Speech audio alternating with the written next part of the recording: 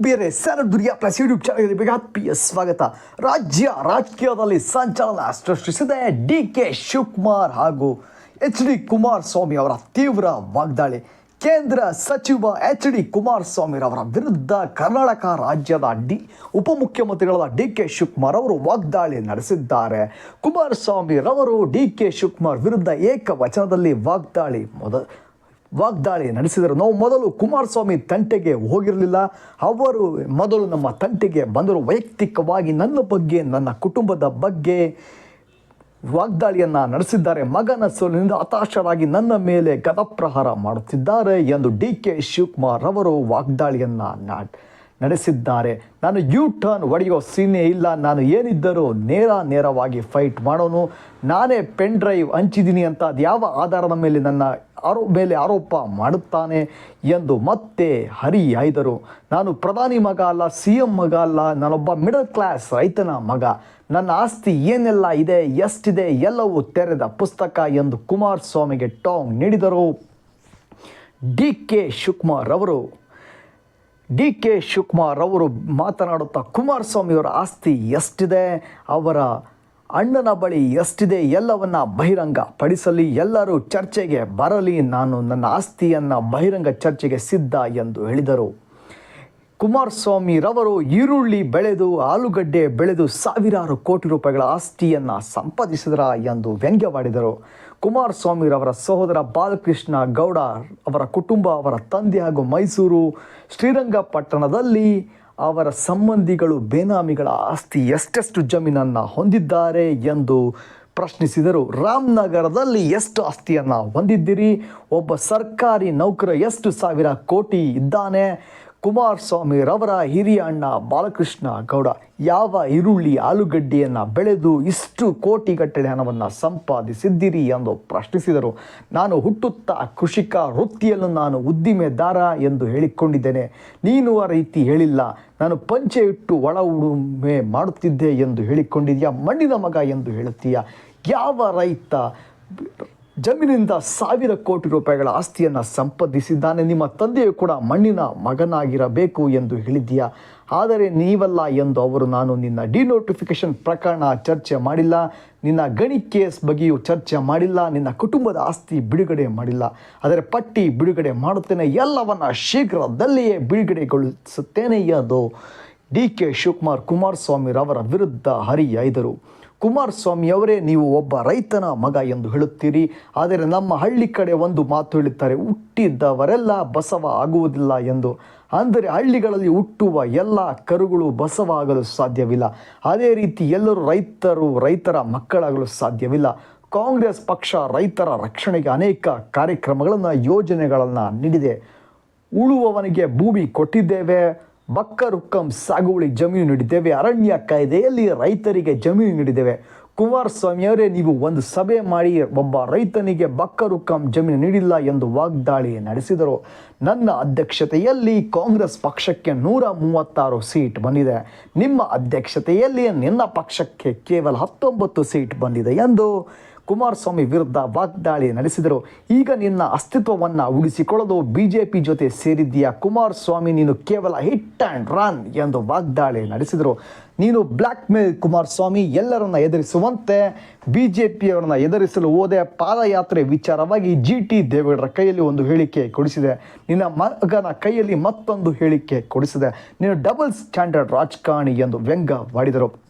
ಇದೇ ವೇಳೆ ಡಿ.ಕೆ. ಶಿವಕುಮಾರ್ ಅವರು ನ್ಯಾಯಯುತವಾಗಿ ಆಸ್ತಿ ಸಂಪಾದನೆ ಮಾಡಿದರೆ ಅಜ್ಜಯ್ಯನ ಮೇಲೆ ಆನೆ ಮಾಡಲಿ ಎಂಬ ಕುಮಾರಸ್ವಾಮಿ ಹೇಳಿಕೆಗೆ ಪ್ರತಿಕ್ರಿಯಿಸಿ, ಇಂತಹ ವಿಚಾರವನ್ನು ಆದಿ ಬೀದಿಯಲ್ಲಿ ಚರ್ಚೆ ಮಾಡುವುದಲ್ಲ, ಮುಖ್ಯವಾದ ವೇದಿಕೆಯಲ್ಲಿ ಚರ್ಚೆ ಮಾಡಬೇಕು. ಈ ವಿಚಾರವಾಗಿ ನಾವು ಮಾಡುವ ಚರ್ಚೆ ದಾಖಲಾಗಿ ಆನ್ ದ ರೆಕಾರ್ಡ್ ಇರಬೇಕು. ಅದಕ್ಕಾಗಿ ಸದನದಲ್ಲಿ ಚರ್ಚೆ ಮಾಡಲು ಆಹ್ವಾನ ನೀಡುತ್ತಿದ್ದೇನೆ. 2 ಬಾರಿ ಆಹ್ವಾನ ನೀಡಿದೆ, ಆದರೂ ನೀನು ಬರಲಿಲ್ಲ ಎಂದು ಹೇಳಿದರು. ರೋಚಕ ರೀತಿಯ ದಿನದಿಂದ ರೋಚಕ ರೀತಿಯ ಮಾತಿನ ಪ್ರಹಾರಗಳು ನಡೆಯುತ್ತಿದೆ. ಕುಮಾರಸ್ವಾಮಿರವರು ಏಕವಚನದಲ್ಲಿ ಡಿ.ಕೆ. ಶಿವಕುಮಾರ್ ಅವರ ಹಾಗೂ ಅವರ ಕುಟುಂಬದವರ ವಿರುದ್ಧ ವಾಗ್ದಾಳಿಯನ್ನು ನಡೆಸಿದ್ದಾರೆ. ನೀನು ಯಾವ ಸೀಮೆ ಶಿಡಿ ಶಿವಕುಮಾರ ಎಂದು ಕುಮಾರಸ್ವಾಮಿ ಡಿ.ಕೆ. ಶಿವಕುಮಾರ್ ವಿರುದ್ಧ ವಾಗ್ದಾಳಿಯನ್ನು ನಡೆಸಿದರು. ಲೂಲು ಕುಮಾರ ಎಂದು ಕೂಡ ವ್ಯಂಗ್ಯವಾಡಿದರು. ಇದಕ್ಕೆ ಸಂಯಮದಿಂದ ಪ್ರತಿಕ್ರಿಯಿಸಿದ ಡಿ ಕೆ ಶಿವಕುಮಾರ್ ಅವರು, ನನ್ನ ಆಸ್ತಿಯನ್ನು ಬಹಿರಂಗ ಪಡಿಸಲು ನಾನು ಸಿದ್ಧನಿದ್ದೇನೆ, ನೀವು ತಮ್ಮ ಆಸ್ತಿಯನ್ನು ಹೇಳಲು ಸಿದ್ಧರಿದ್ದೀರಾ? ಬೆಂಗಳೂರಿನಲ್ಲಿ ಎಷ್ಟು ಆಸ್ತಿಯನ್ನು ಹೊಂದಿದ್ದೀರಾ? ಬಿಡದಿಯ ಬಳಿ ಎಷ್ಟು ಆಸ್ತಿಯನ್ನು ಹೊಂದಿದ್ದೀರಾ? ಯಾವ ಮೂಲಕ ಅಷ್ಟು ಆಸ್ತಿಯನ್ನು ಸಂಪಾದನೆ ಮಾಡಿದ? ಎಲ್ಲದಕ್ಕೂ ರೆಕಾರ್ಡ್ಸನ್ನು ನೀಡುತ್ತೀರಾ ಎಂದು ಪ್ರಶ್ನಿಸಿದರು. ನಾನು ಓಪನ್ ಆಗಿ ಚಾಲೆಂಜ್ ಮಾಡುತ್ತೇನೆ, ನನ್ನ ಎಲ್ಲ ಆಸ್ತಿ ವಿವರಗಳನ್ನು ನಾನು ಪಬ್ಲಿಕ್ ಮಾಡಲು ಸಿದ್ಧನಿದ್ದೇನೆ ಹಾಗೂ ನಾನು ಎಲ್ಲದಕ್ಕೂ ದಾಖಲೆಯನ್ನು ನೀಡುತ್ತೇನೆ.